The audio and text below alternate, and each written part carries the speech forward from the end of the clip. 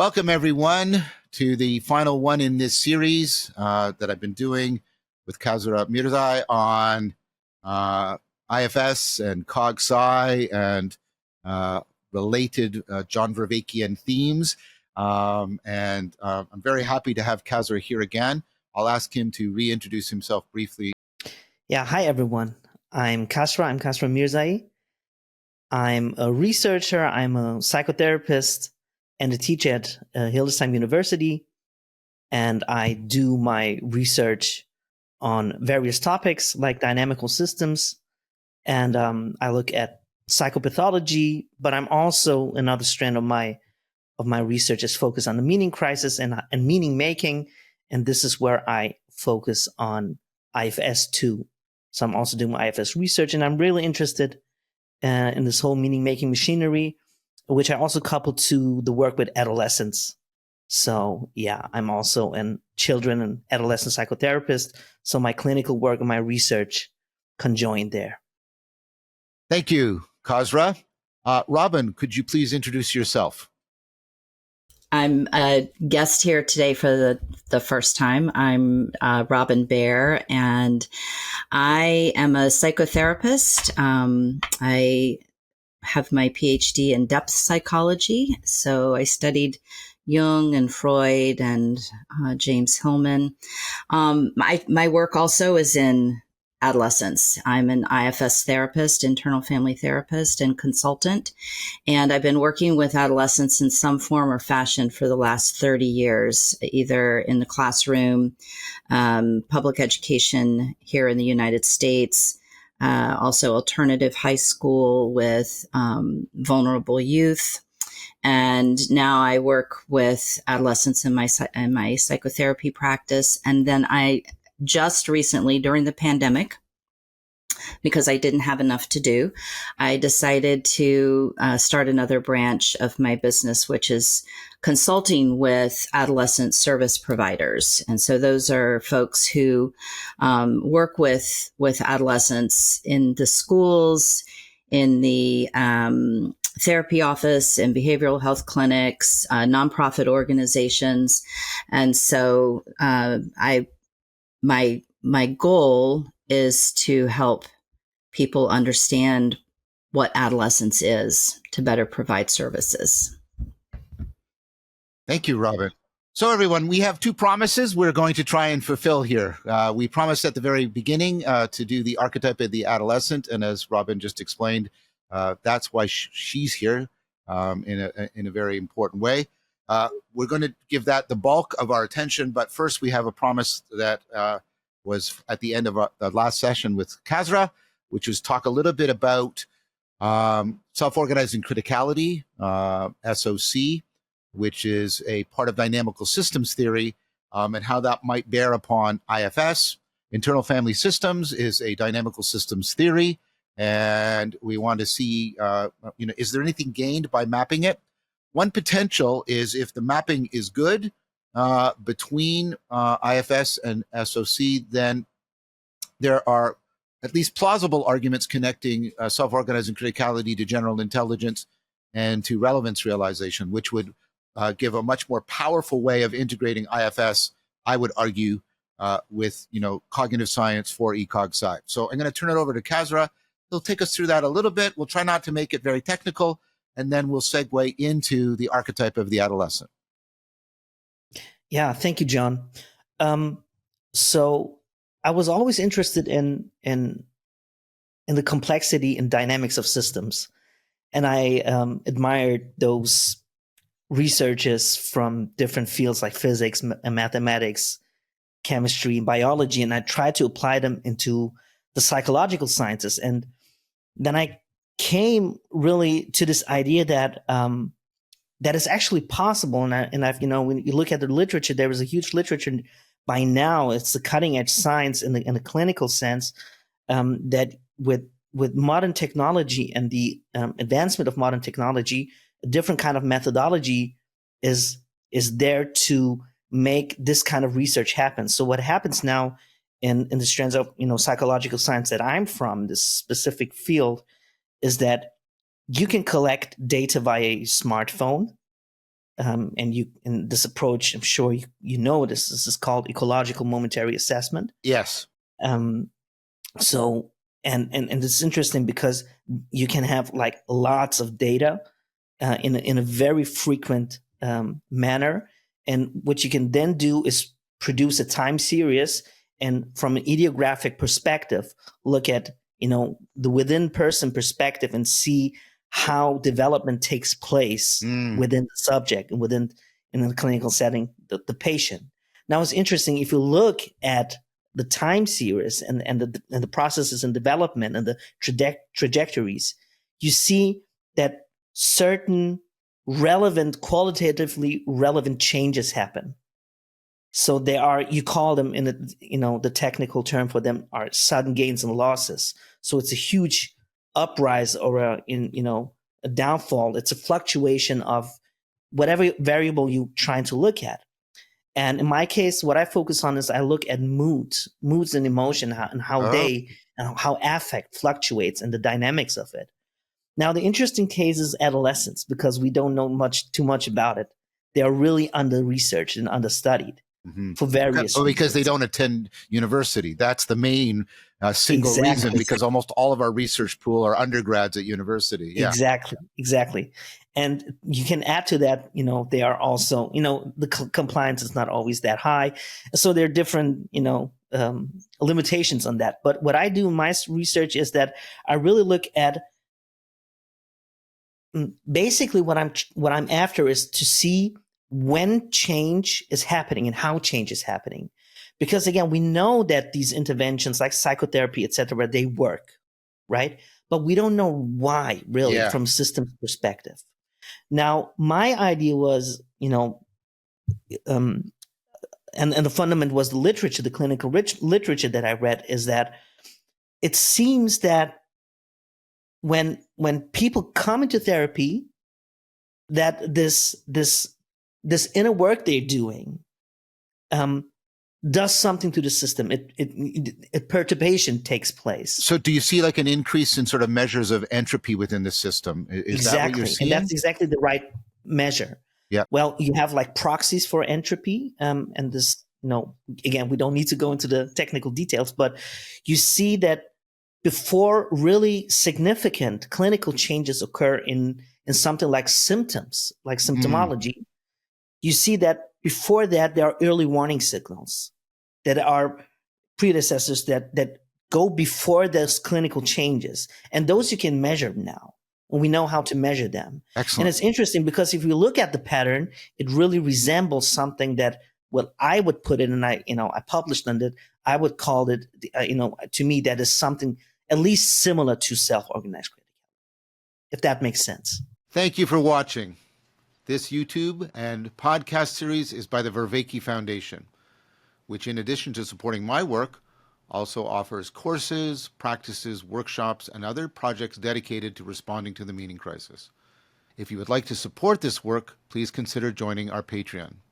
You can find the link in the show notes. So in the literature on insight, what you see, so entropy is just loss of order, loss of the mutual predictability from the part. So when there's low entropy, if I have information about one part, it gets me lots of information about the other parts. Yes. When it's high entropy, information about one part, it stops being predictive or is reduced in its correlation or something. And so what you see in insight is people initially go through an increase in entropy, and that's plausibly something like they're breaking how they're framing the problem. And then if they get some sort of insight, then you get a drop that goes. So here's where they started in entropy. Entropy goes up, and then it drops below where they were, where they started. And this sort of corresponds to the aha. They had to break up a lot of structure, a lot of disorder to break up the previous cognitive schemas. And then that's followed by a dynamic reorganization that is better in some important way, probably fluency, efficiency than before. Exactly. Did that help as an explanation? Did that absolutely. Work? And I think even, if I'm not mistaken, in the literature of insight and aha effects, I think you even call it the feeling of warmth, right? If you're Yeah. So there's nearly there. yeah. The feeling of Yeah, warmth is usually when you've crested and you've initially people had no, like when they're doing this, they have no sense that they're going to solve the problem. And then it looks like when it goes down here, yes, and they get that sudden acceleration. exactly. Exactly that. Exactly. Wait, yeah, that kind of thing. Yes, exactly. Now that's very different from normal incremental problem solving, in which people have a progressive incremental increase in the sense that they're getting to their goal. Yeah. And so what basically I think what that line of research is to look at change, like in this Aristotelian sense, in the sense of transformation. I think what we really see is transformation. And I really think that, this insight moment is crucial now, because people think it's, often my patients think, especially because they are children and adolescent, they think that change happens linearly, right? And well, you have to prepare them that, well, therapy can make the symptoms go worse first. Yes. Right? Inevitably. Exactly. Mm-hmm. Inevitably. Exactly. I mean, I mean, if this model is true, then inevitably, yes. Exactly. Mm-hmm. And I think this is on a symbolic level that is rich enough, to also to foster this conversation, but to stay there for a moment. So you can see those, this entropy becoming more and more, and this is the indication that now a phase transition. There was a tipping point where the phase transition happened, and then you see that also in the measures of symptoms, that something suddenly changes, like suddenly drops or suddenly increases. And this is really fascinating. Okay, I just want to riff on that a second, because that's really, there's some powerful implications there. I mean, we're all qualifying this. We're saying if. I mean, this is preliminary. It's plausible. It's theoretically plausible. But first of all, there's a couple things here. One is the idea that this is kind of a different kind of insight, because it's an insight that's making use of sort of the dialogical, collective nature of the psyche, rather than the typical, prototypical insight in which you're sort of a single individual thinking about a problem. And first of all, that's really cool. So it might have some connection to what the kind of insight processes we see in social groups. And then the other thing is, this is probably not a one-off. So like something like the 9-dot problem, it's one problem and there's one goal. And this goes towards sort of like Piagetian developmental ideas, but you can think about systematic insights, like overcoming conservation problems, where you're not solving a single problem, you're getting insight into a type or family of problems. So you get systematic change in your world, and you also get systemic change, because it tends to involve more layers or dimensions of the psyche, because you're bringing in broader swaths of knowing. And so you get systematic and systemic insight that is affording something much more like a developmental change than a one-off, aha, I need to go outside the box or something like that. Exactly. So it's a cascade, right? Yes. It's a cascade on many levels. Yeah. And I think the point that you're making, that it's dialogical, is really important. Yeah. Because it's not inference, right? No. It's not inference. I mean, it can be at times, but usually in dialogue, there is this insight happening, which is, the quality of it is different than when you do this kind of inferential work. Right? Yeah. I mean, the imaginal, the narrative mechanisms, the sense of presence, all of these things are placing a crucial role in affording the insight, as much as any inferential manipulation of concepts. I think that's an important point too. Absolutely. Yeah, go ahead. Yeah, sorry. I was just supporting your point that you made earlier with the framing. So obviously, when I go into therapy, I'm somehow trapped in a frame, right? And this is where I need this outside perspective that helps me to transframe it. And now what I like about your work, John, is that you call it relevance realization. And I think this, the idea of realization in both senses is crucial to understanding this kind of transformation in SOC2, because it's not just on this propositional level. It's not an inference, right? This Cartesian idea that I can infer my way to the truth, right?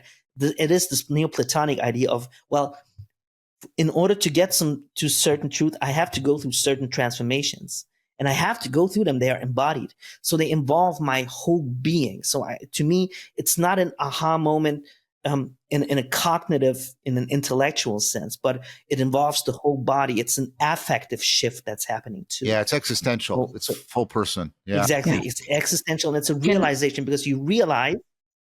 Yeah. Sorry, Robin. Yes. I just wanted to.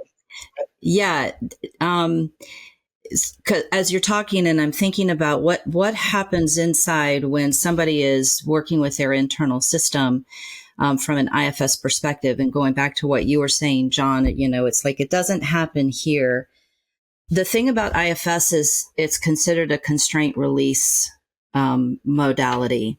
So the idea that there is that's the language something used, by the way. That's sorry for interrupting, Robin. No. That is just fortuitous. You say that constraint release is one of the fundamental ideas used in one of the biggest theories of insight, the representational change theory. Literally, constraint release is the language used. I'm sorry for interrupting, but that's just gold. That's just gold. Okay. Yeah. So, and those are not my words. I mean, this is the teaching we get. That it's we are constrained by our parts, our burdens, our beliefs, our limited perspectives as a way of navigating the world, because these are the coping mechanisms, right? And this is why people come into therapy, is because the coping mechanisms aren't working anymore. These are protector parts that have far outlived their job efficacy. Their relevance. Their relevance. Yeah. And so people come into therapy, and you're right. I mean, in my disclosure form, informed consent form, it says, I say, the things that you've been doing all your life, these coping mechanisms, as we do our work, they're not going to work anymore, and things are going to get worse before they get better. So I just lay it out right there.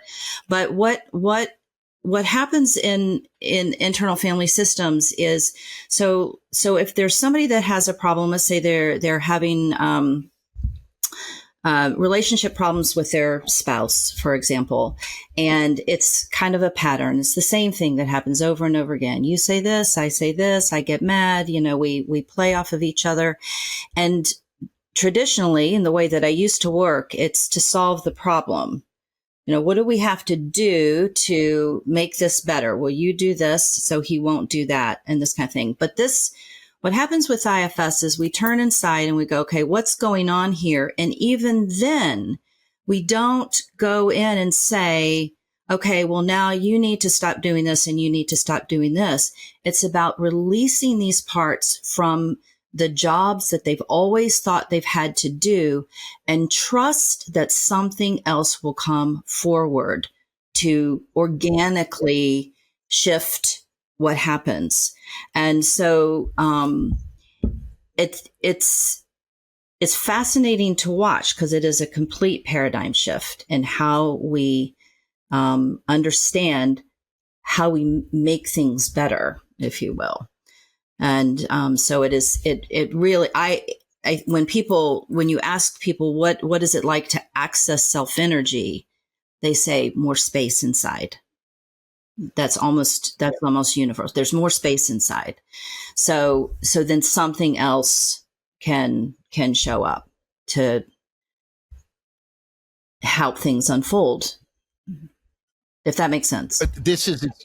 It does. And this, like I said, I'm holding back my enthusiasm, because, like I said, the connection to the insight literature is I think very apparent to me. So you have to make a difference between, people keep their framing and they keep trying to solve the problem. They keep moving through what's called the problem space. They try different alternative pathways that are given by that framing. And then they move to what you're talking about, reframing, in which they have to be willing to take that, like relax the constraints, release themselves. And then they have to trust the self-organizing dynamics of the brain, the mind, in order to come up with a new framing. But then you move to what Kasra mentioned transframing, in which you're not just doing a single insight, you're doing this systemic within and systematic without. There's as much an insight, not into your problem, or even there's more of an insight into the world and into the self and into the relationship between them. And that sounds like it all maps really readily onto everything you're talking about here. Yeah. Yeah. And if we want, I'm sorry, go ahead, Kasra. No, I just wanted to say that I think there is a way now where we can put like psychoanalysis and depth psychology into this as well. So when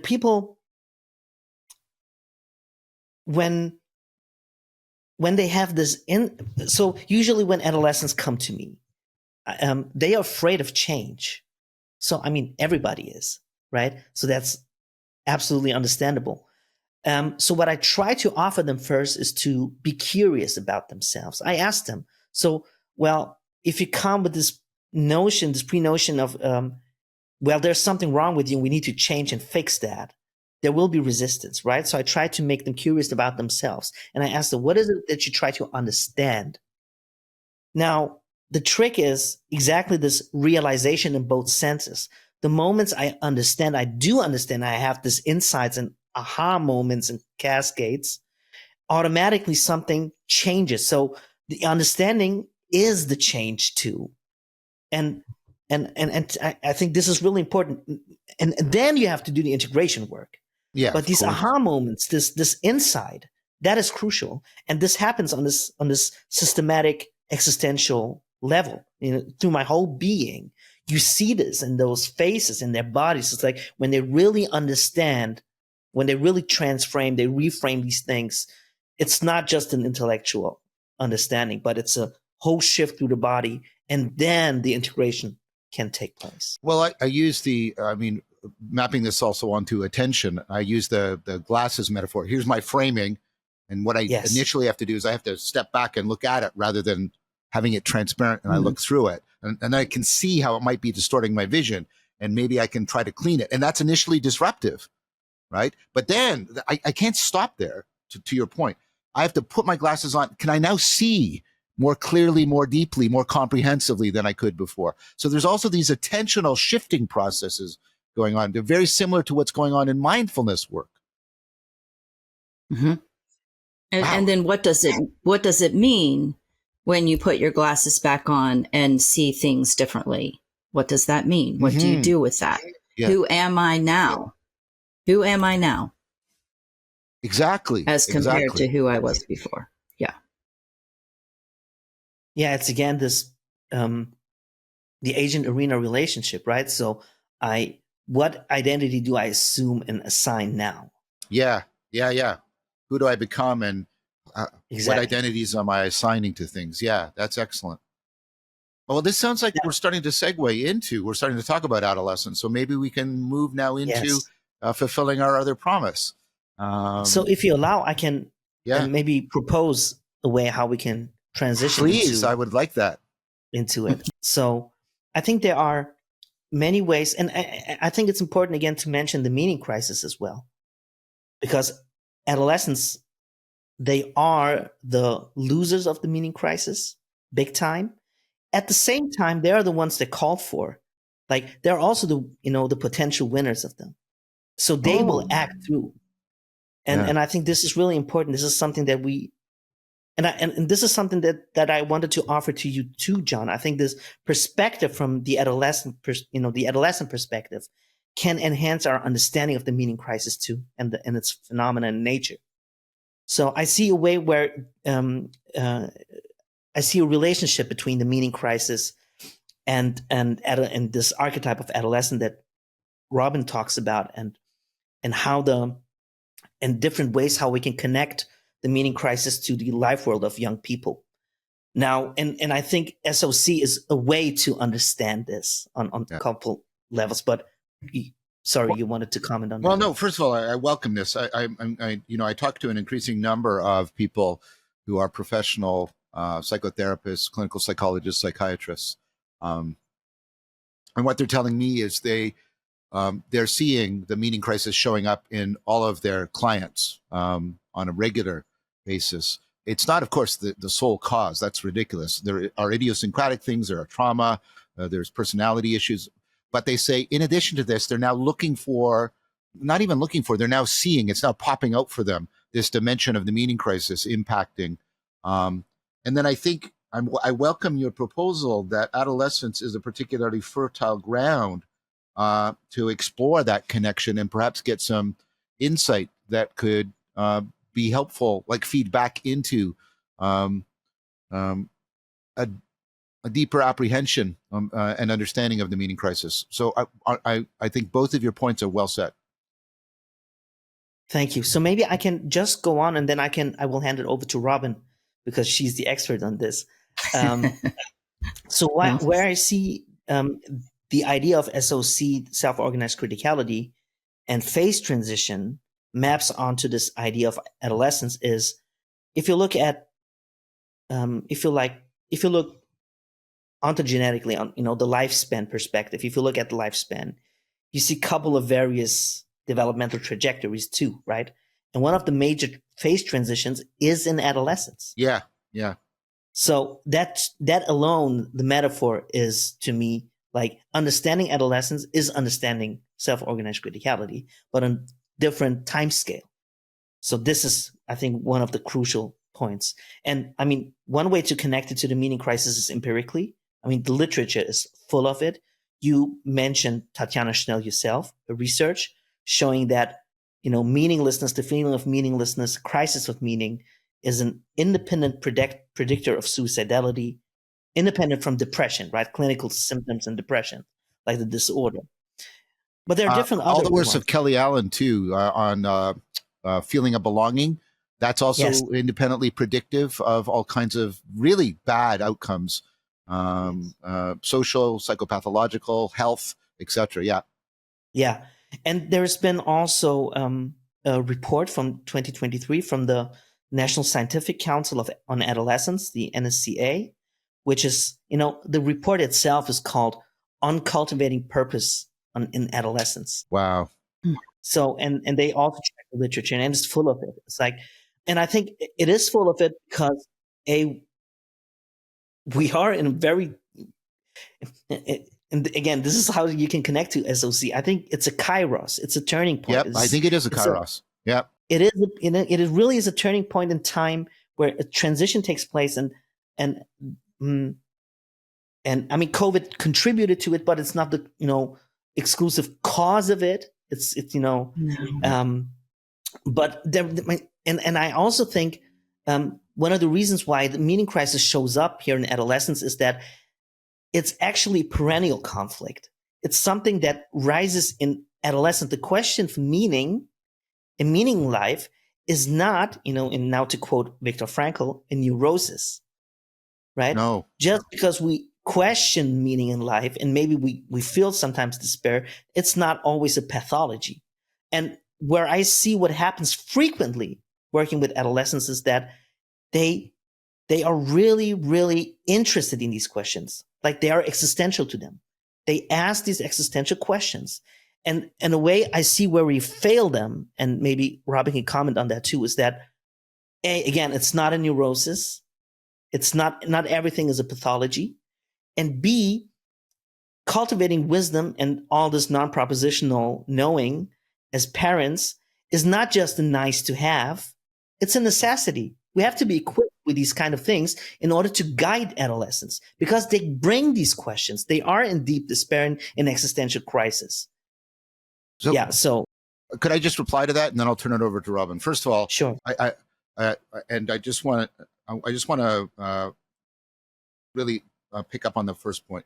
The meaning crisis has two factors to it. One are perennial problems meet the fact that the culture no longer has a way of addressing or affording people how to address those perennial problems. The perennial problems are always, that's why there have been meaning crises in the past as well, right? Is when the culture can't address, it doesn't have the ecologies of practices, the requisite sapiential framework, the homing worldview, when it lacks all of that. So when these perennial problems come up, then, and I think you're right, the phase transition, the kairos of adolescence is a perennial problem, and it's not a neurosis. It is a perennial problem, like the perennial problem of, even for adults, of facing self-deception, self-destructive behavior, et cetera, et cetera. So it's always these two things. There's like, if you look at the meaning crisis, you'll always say there's two parts. What's the historical failure to address a perennial problem? So I think that's exactly right. The second thing is, not only is there an issue around treating these existential questions of a neurosis, there's also a cultural dismissal, which is, well, yeah, that's a phase. Those existential questions, that's something you do in your adolescence. Meaning crisis, that's just adolescence, and then you go through it. And that's cultural bullshit to a very large degree. It's BS, and it's arrogant, and it's philosophically ignorant and inept, and psychologically ignorant and inept. It's just not empirically true, and it is not well argued or reasoned. And so I'm speaking very harshly because I also want to say there's also a reverse, which is say, yeah, it's normal, but you only do that then, and it doesn't apply to us adults. And it's a dismissive framing, which I also want to challenge. And now I'll turn things over to Robin after I gave my little rant there. Oh, yes, I would agree wholeheartedly to that. The idea that it's just a stage. It's not only is it dismissive, I think it's disrespectful to adolescents. And my opinion, and what in the time that I've spent with adolescents, and I'm not going to be able to name the names of the people that I read the way that you two do so well. My brain is I used to say my brain was a sieve, but actually I think it's a sponge that's holding way too much. I can't put the names. Yeah, but probably. The research that I've done is that in my opinion, adolescence is a period in time that is just as important in the human lifespan as being born and dying. Like there's the three key moments in the lifetime of a human: birth, adolescence, and death. And that's how important this time period is. And until we understand what is happening in adolescence, so we have a lot of information about what happens in the brain, what happens in the endocrine system, what's happening with the sexual reproductive organs. We have all kinds of information about that, but what is happening in the psyche of the adolescent? And there is not a whole lot. The book that Kasra and I very much rely on, this is my Bible. This is the older edition, so it's The Adolescent Psyche by Richard Frankel, and I've read it multiple times. It's underlined in multiple colors, and that's the new one. That's the new one. Yeah. Thank you. It's one of the few that I've found that really I can see what Frankel writes about being played out in the kids that I work with. And it doesn't matter whether it is in the therapy room, if it's at school, if it's in the grocery store, if it's with my grandkids, I see it.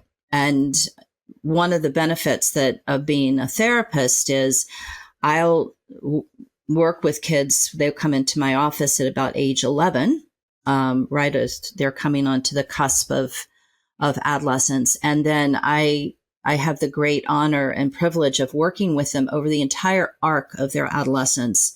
So all the way until their 20s. Yeah. So it's astounding. It's astounding what happens when you are able to accompany a person as they go through this. When you're not the parent, when you're the parent, is a whole different story. And because there's a lot that all of a sudden this child that you thought you knew so well is is a stranger. They're a stranger living in your house and you don't know what's happening.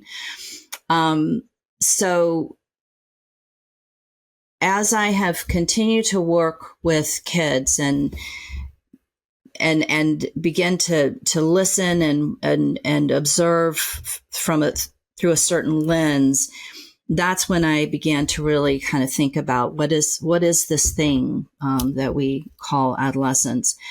My doctoral dissertation, which I did quite late in life,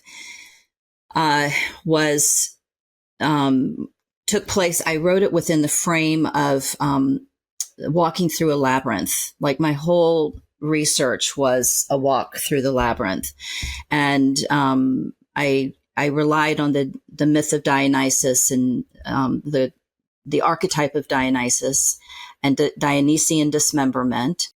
And I was the subject. If you're ever the subject of your own dissertation, just plan on spending a very long time. So it took me a very long time to finish. And the whole story of the labyrinth is that you walk through the labyrinth until you come to the center and you meet the Minotaur, right? This is are you familiar, John, with the myth of the labyrinth? Yeah. Okay, yep. Great. Yeah. So you meet the Minotaur. So I'm writing this dissertation, and so that's the frame. That was the frame. The subject of it was as a former alternative high school teacher, and I taught in a one-room schoolhouse, ages. Let's see, the youngest student I had was 15. All the way up into mid-20s. It was a very tiny little room, and it was. I worked with kids that were very involved in the street activity and couch surfing, living on the streets, and when I left that position and then I began writing my dissertation, I looked back at that time to look and see what was it about the trauma of the kids that was evoking my own trauma.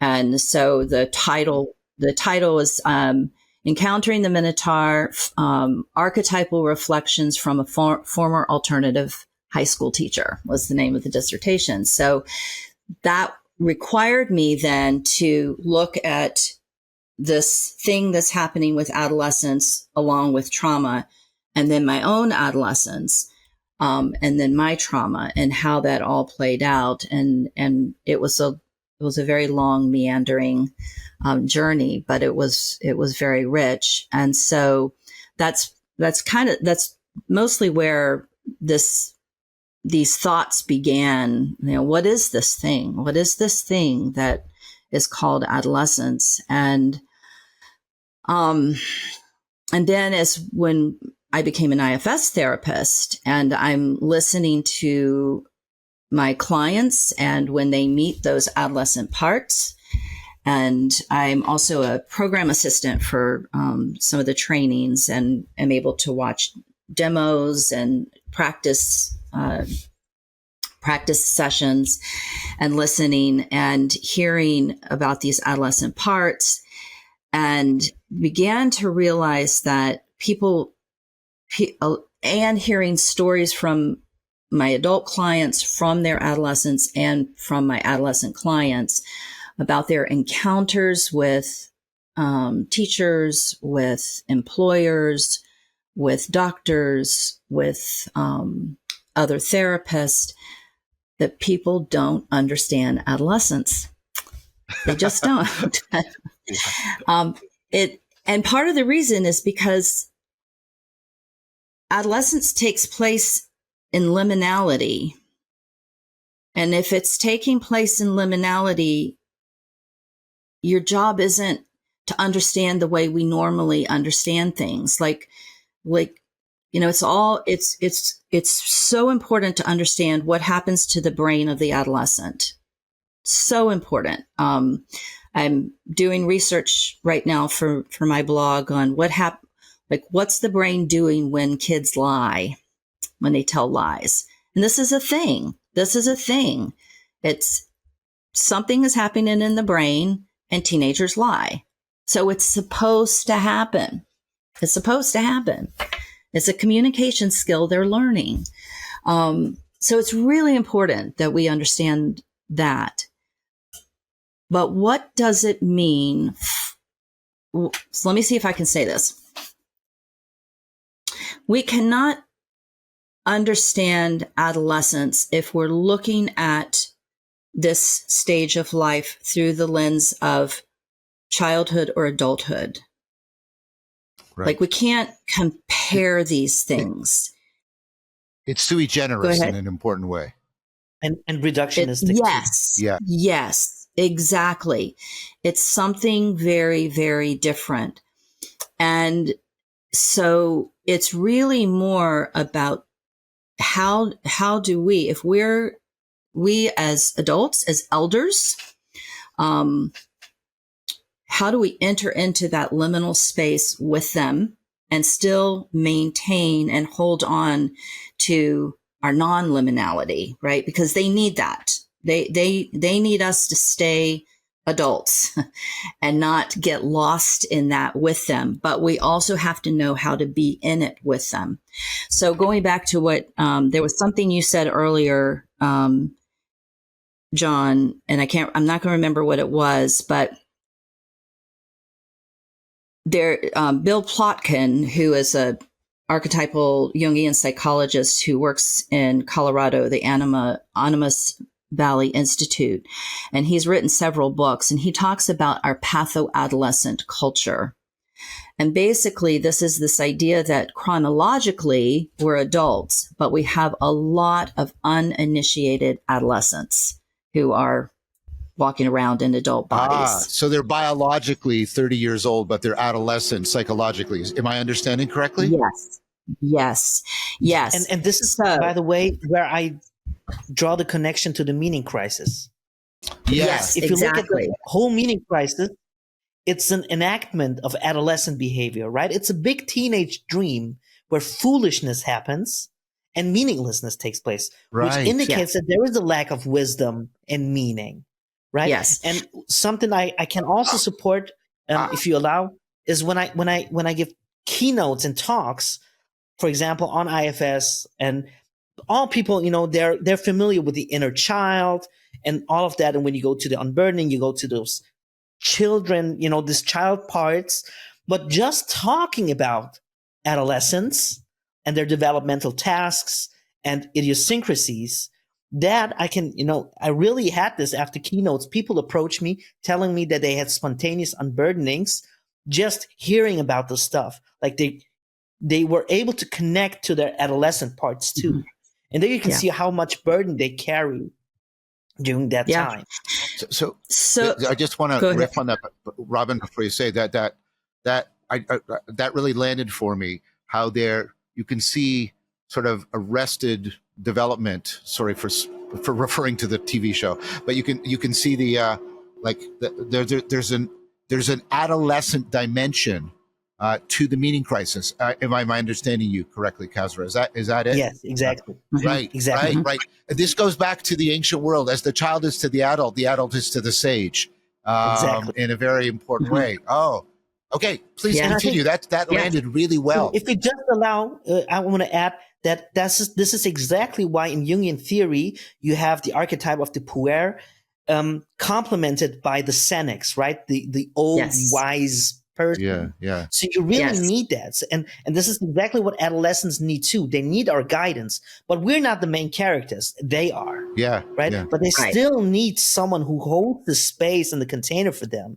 Right. Right. So I think that's why it's really important to complement it with wisdom. Just to be clear for people who might not know, Kasra was referring to an archetype, sort of a ready, more available Peter Pan. As an individual kind of thing, just so you know who he's talking about. Okay, go ahead. Yeah, and the senex is that Saturnine energy, the energy of Saturn. James Hillman has there's in his collected works. There's a whole volume on the senex and puer, his writings on senex and puer. But you're right; they need to be in relationship with one another. The thing. this thing with that people are so troubled by, many things that people are troubled by with adolescence is the necessity, the absolute necessity for adolescents to descend. They have to descend. They have to go down. They have to be in the Say dark. more. What do you mean? What do you mean? So we, I have big question marks around this idea that we have so many kids who are experiencing anxiety and depression. We bandy the word depression around a lot. There is this, because they're undergoing a transformative process, which is always uncomfortable. Transformation is uncomfortable. It's unsettling. It's distressing. It disrupts everything. And unless there's a container, which would be the village, the elders, the initiated adults who can be with kids and go, oh yeah, I know what's going on here. And I'm going to both lend you my wisdom and also hold a space for you to kind of fall apart here, because that's what has to happen. So a really good analogy, it's cliche. Let me just say this, because this might answer the question. Please. It's cliche. Yeah. But if you think about the caterpillar that's gone into the cocoon, and so it's not a caterpillar anymore and it's not a butterfly. And if you open up that cocoon, it's goo. And that is what adolescence is like. And so there has to be an encounter with death.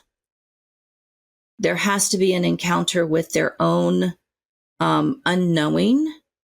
They have to be confused. They have to, from an IFS perspective, does that answer your question? Well, I just wanted to make a connection. I want to make a connection, and there's a little bit. It went towards it. This links back to what we were saying.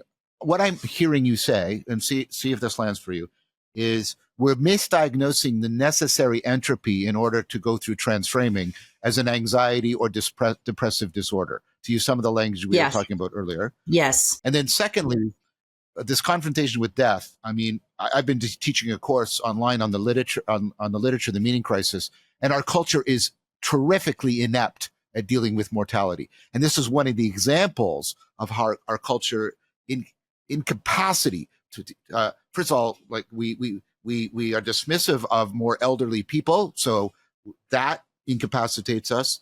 And then we are, we pretend it's cultural bullshit that death is not a thing in some way. And we worship health in an idolatrous fashion. And that makes us, so there's, in two ways, the culture is disabling people for three ways. They're misdiagnosing the necessary entropy as anxiety or depression. Mm-hmm. They're not giving them, there's no cultural recognition of wisdom in the elderly as opposed to knowledge in the 20 and 30 somethings.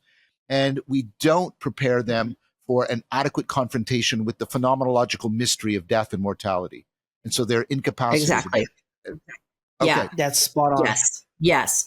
Yeah. And so a lot of people in the field, depth psychologists, Richard Frankel is one who really sees adolescent behavior as ongoing attempts to self-initiate.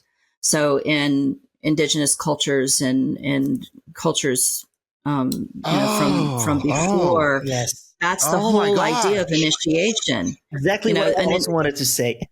Yeah, an initiation. So that's a fourth way. Yeah, that's a fourth way the culture is bankrupt. Yeah, initiation is the container. It's the sacred container to say, you have to come to terms with your mortality. You have to get to the edge. You have to face it. You have to feel it. Has to be a death of the ego. right? To some, although the adolescent ego is just beginning to form, but there has to be that encounter of knowing, because if you do not know that, you do not know your humanity. Yeah. You do not know your humanity. So kids are working all the time, dancing on the edge. And you throw in trauma, you throw in, systems that don't support them. In my experience, there's a lot of what I call traumatic invalidation. It's this daily ongoing invalidation. They're not seen or heard, valued. And so they're consistently invalidated. And that just, you talk about feeling broken. And so you throw in all of that and then you, without the context of meaning, right? And I think what you bring forward, John, is so important, because what does this mean? What is happening to me? Why? Who's there? Who's going to help me make sense of this? And there's very little. There's very little there. So when I have kids, even before IFS, we know with internal family systems, we have suicidal parts who take on the job of bringing the desire to suicide. And it's a particular protector. If my life is unbearable and there is no hope and there's no way, there's no answer, well, there's the door. Suicide is the door. That is an answer. And I'm seeing this more. We're leaning away from the suicide contracts, where we really are beginning to understand they don't really work. Because if you take the option of suicide away from a kid who is utterly in despair with no meaning or purpose in their life, I see. You have taken away. Then you have put them at higher risk of suicide. So even before. Right. Yeah. So even before I learned IFS, I guess I just knew, it's like, no, this is an initiation we're going through, and I'm going to stay here with you in this. And, if I need to, we'll call your parents, we'll get them on board, whatever, but I will stay with you in this. And I trust this thing that's happening in you. Okay. Can I want to slow down on this point, because this point is sorry. gold. You get me going, and I can just keep going. No. So that's why yes, there's a thesis here. It's the sort of fourth way in which the culture is failing, but you just made a bridge here. You're proposing that IFS can address that fourth gap. IFS can do the initiation function. That's what I'm hearing you propose for. Yes. And in that way, it can fill this gap that IFS is well designed for in our culture to take up the role of giving the adolescent the place where they can go through initiation. Do I hear you correctly? Yeah, I didn't think of it that way, but yeah, that is exactly it. Do you run? Yeah. That is like, wow, that is like gold. Yeah. That's gold. I hadn't thought of it that way, but that is so true. Would you agree, Kasra? I think I'm hesitating to say yes, but not because I think it's wrong. Good. Because I think if we have this idea of, if the initiation only takes place in this one-to-one dialogue in a therapy room, then I would say no, it's not enough. But Kasra, that's the case for all initiation rituals, yes, right? It's never just in the ritual. The ritual has to be set, and then it has to be set in such a way that it transfers into the life. So exactly. If you give me that qualification, is that okay? Of course, absolutely. And if we do this job as a cultural task, if we take on this together within this frame of talking about different parts and living things within us that drive us, I think then it's an apt way to address it and initiate it. That's fantastic. And that's the thing that Kasra, you and I talk about continuously, and our colleague Katrin, who like, okay, that we do this internal work, we do it here in the office, and this transformation happens, and then what? Right? It is what happens next. But if we're doing it with adolescents,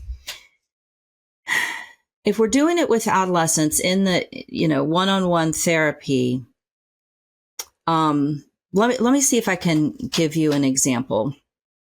And I'm trying to be careful because disclosure and confidentiality. Let me just see if I can create a take your time, Robin. Take your time. Hypothetical one. Yeah. And some of these are such patterns. So it's I see it multiple times. But let's just say that there's a client that I have a client, hypothetically, that I've been seeing from age 13 or so. And this is about the age where they really start to go into their stuff. And lots of suicidality, lots of acting out. Let's say that it's a young man, and has a broken family and troubled trauma, intergenerational trauma. And we just kind of go through this time together that we call adolescence. And I'm always trying to work with the parents as well. But let's say in this particular case, the parent just has too much trauma. There's too much internal chaos. And their life is such that, the parent has to work 2 jobs, or there's these systems that bear down on them. And so the parent really is just doing the very, very best that they can. And this clash that happens between the kid and the parent, right? This young man is just angry and not getting his needs met, and acting out, or acting inward, internalizing. And so there's just this, in my work, there's this accompanying, a lot of companioning, a lot of being with, validating, seeing where is it that there can be some release in this child's system. But in circumstances like that, a lot of times there really isn't. It's really more just about awareness.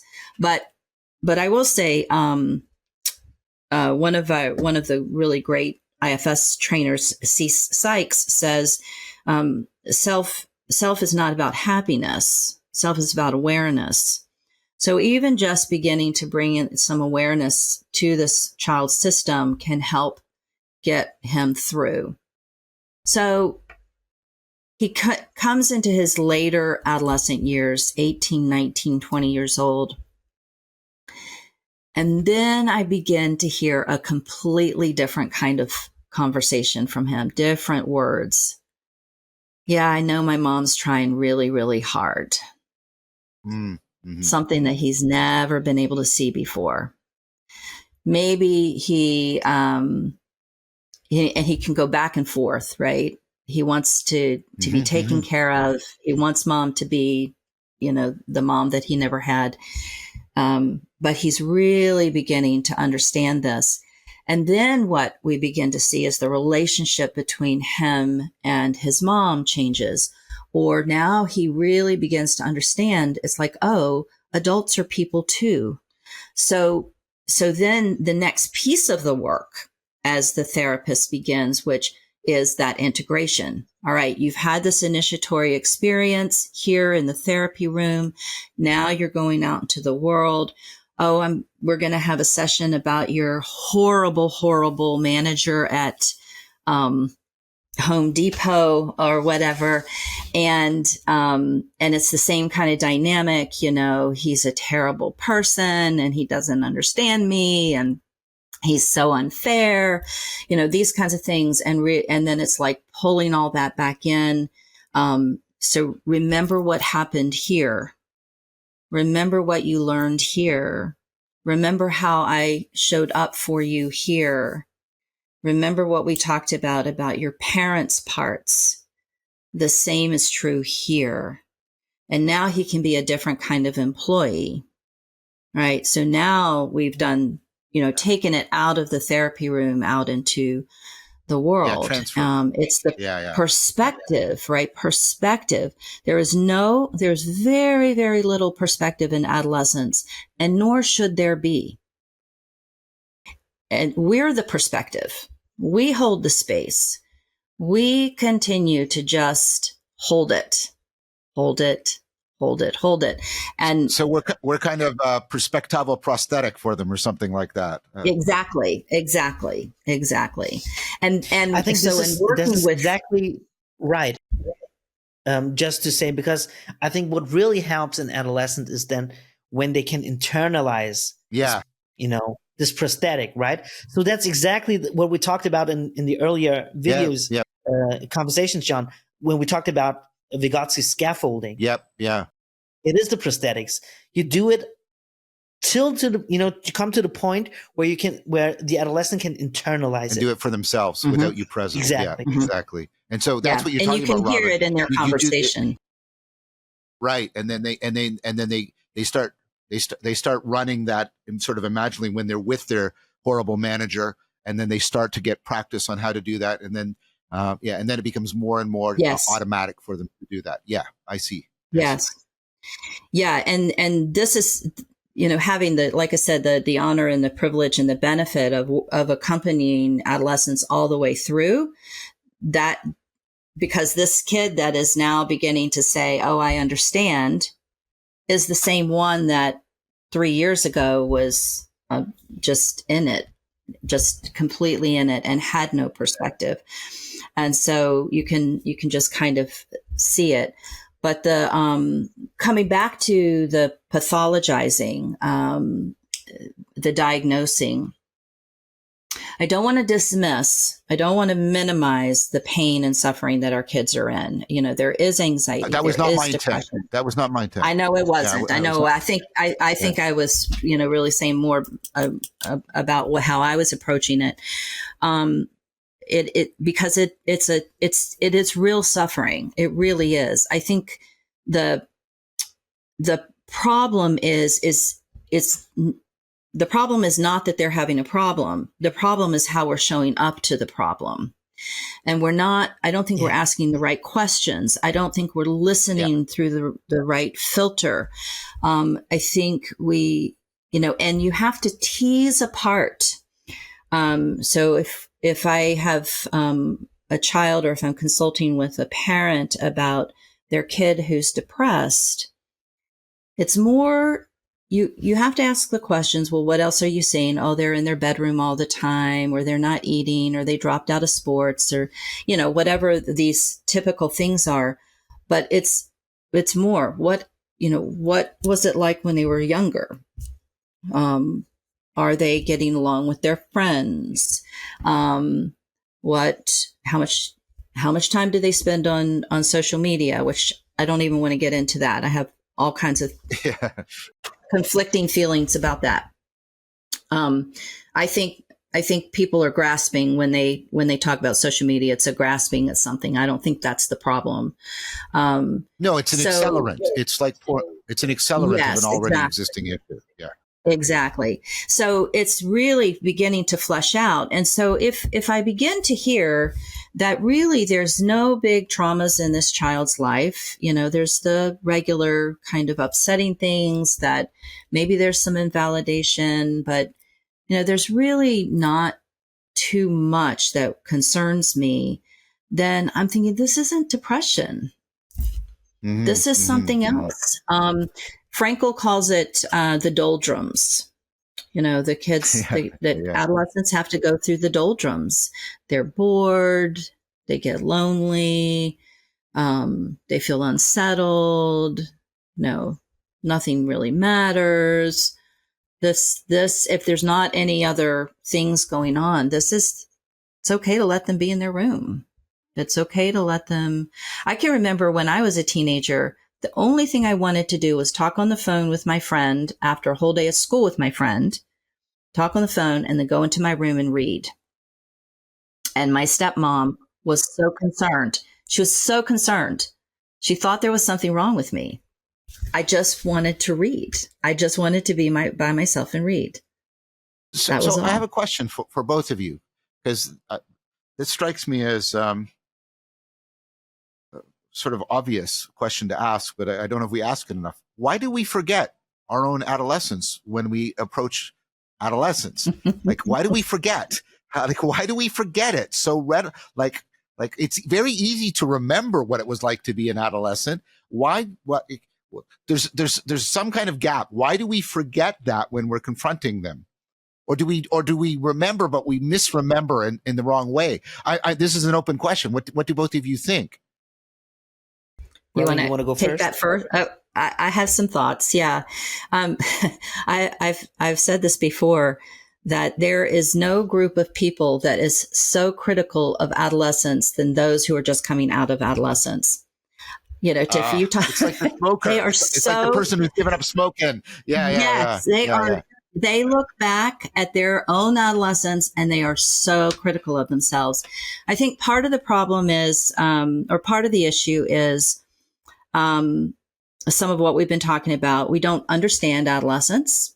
Adolescents don't understand adolescence, so they come out of it and they look back.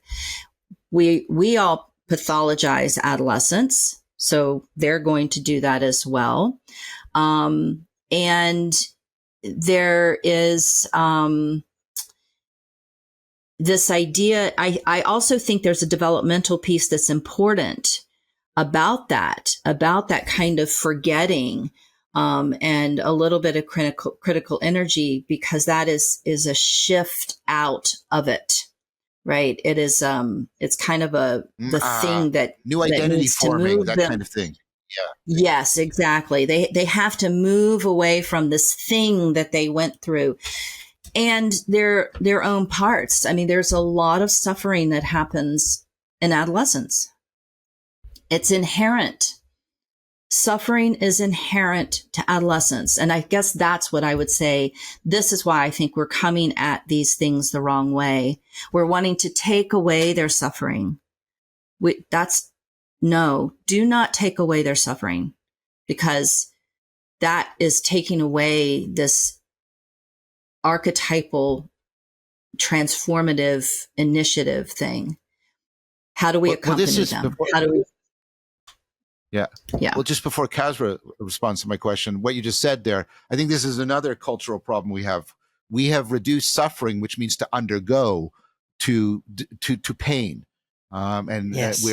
which is not the meaning of suffering. To suffer is to undergo, and we forgot that it's the pain is a symptom of the undergoing, and we just focus on alleviating the pain because, of course, that's part of the oversimplification our culture has become invested in. We've got to get rid of the pain. We've got to reduce harm.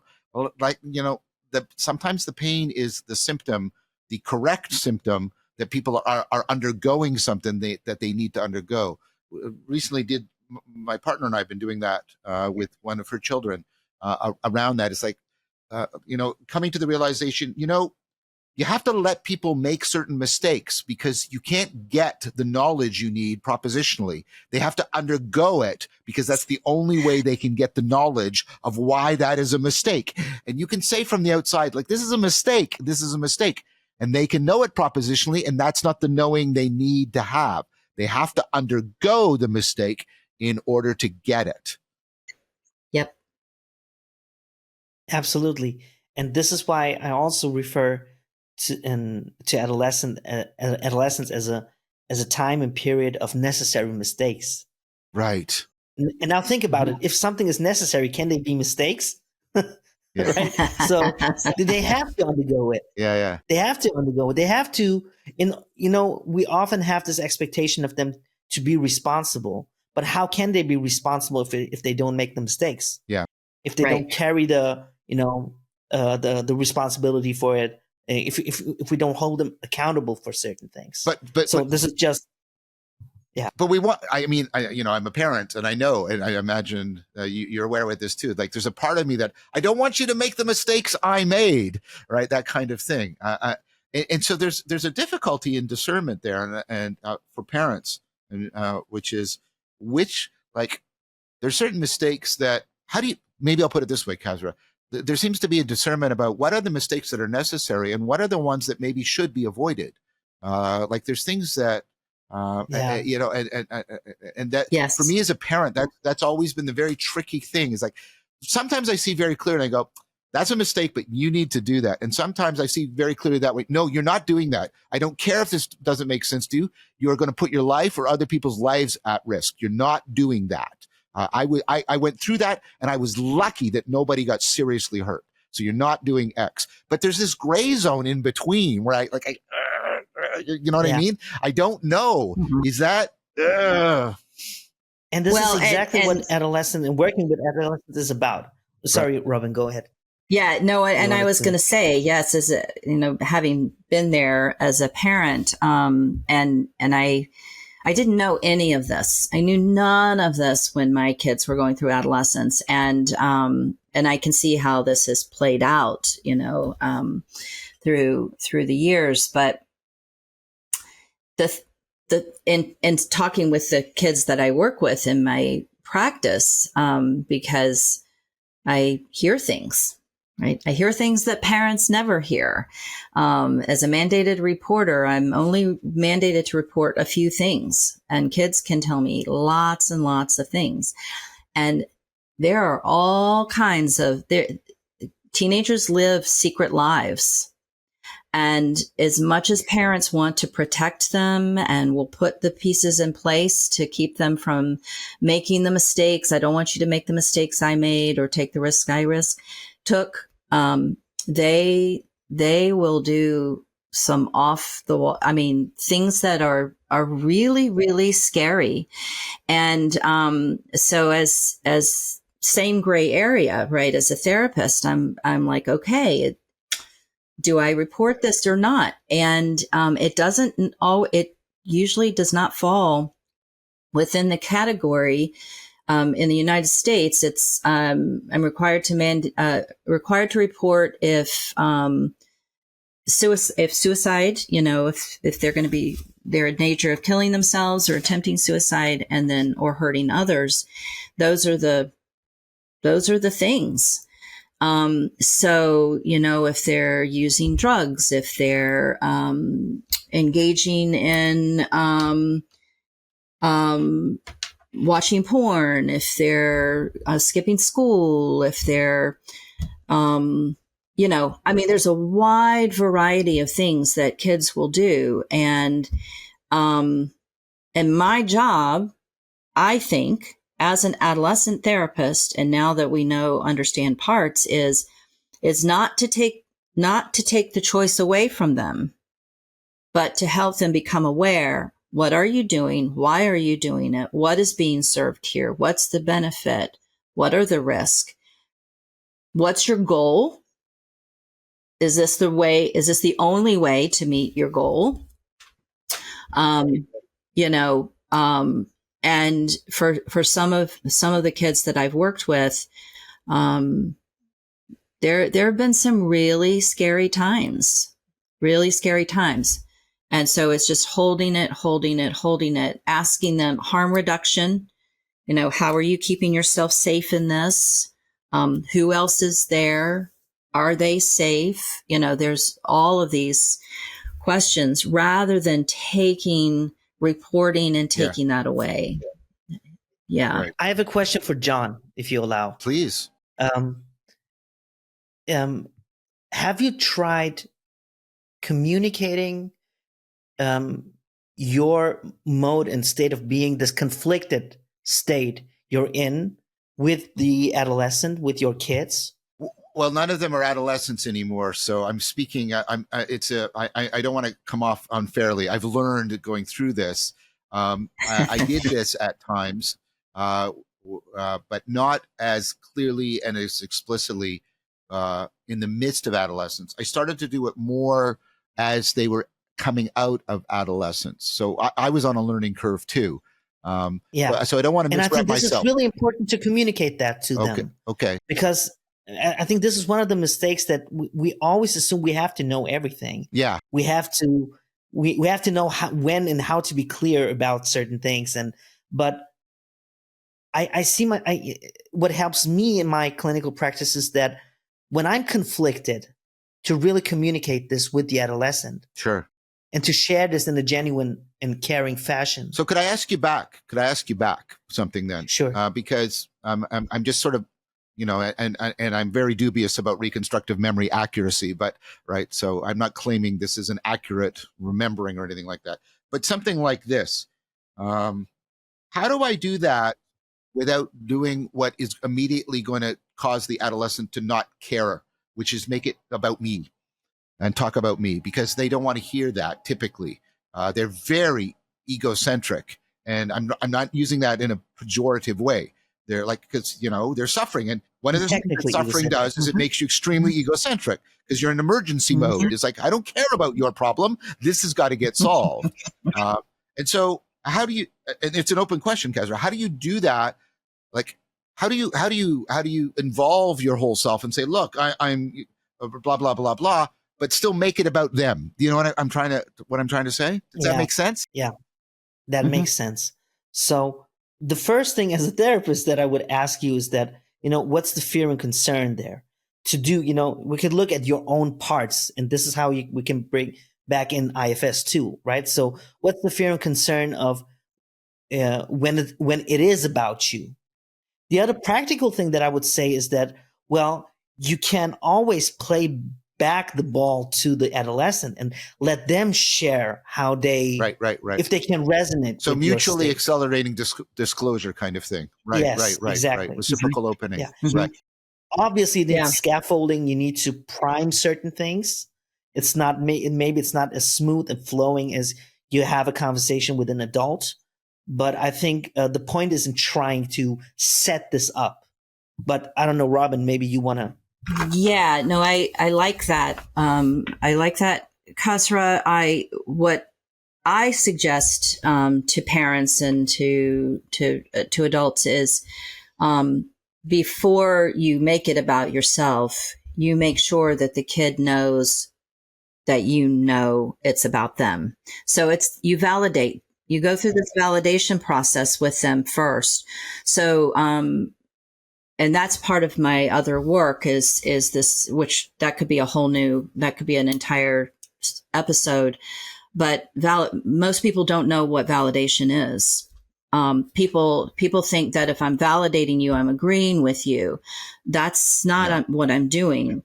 Yeah. In the validation process, I'm getting to a point. So if I'm going to validate you, John, I'm going to be curious, not to problem solve, not to correct you.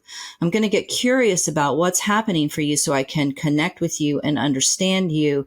So, and I know that I've validated you when I feel that aha moment.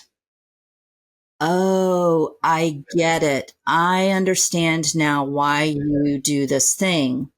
And then I'm going to reflect back to you and make sure that you know that I understand.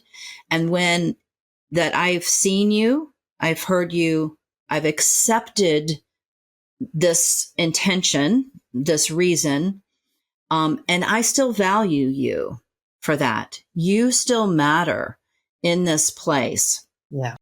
I don't have to agree. And that's the idea of validation, right? So that's the idea of validation. Right? So, yes, exactly. Because now the raison d'être. It's like, it's valid that your perspective is valid, right? And it's not a strategy. Often, like in dialectical behavioral therapy, you use it as a strategy. And this is something that I criticized as a DBT practitioner too, is that, well, it's not a strategy. That is the having mode. No. This is dialogos, not dialectic. Exactly. It's dialogos. It's entering into the being mode and being with it. And that's why I proposed in our previous conversations. I think it's really an agapic caring and love that you do when you validate. You really I see that. Are with the person. And it's self-energy. Asking. Well, it is that it's like you say, you're trying to make yourself insight prone or mindsight prone, like where I have insight into you. That's what you're trying to do. Yeah.